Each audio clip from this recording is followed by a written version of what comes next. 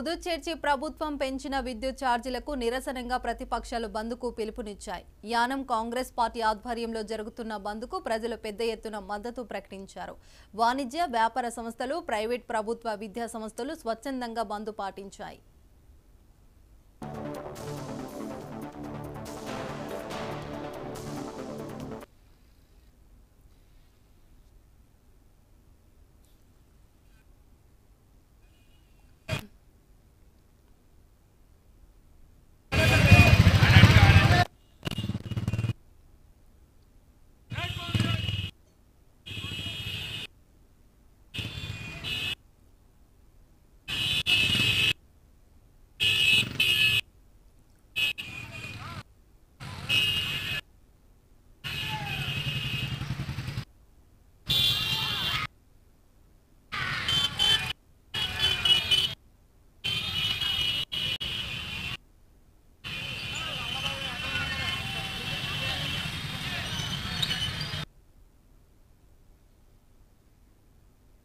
కుక్కల దాడిలో 4 పిల్లలకు గాయాలైన ఘటన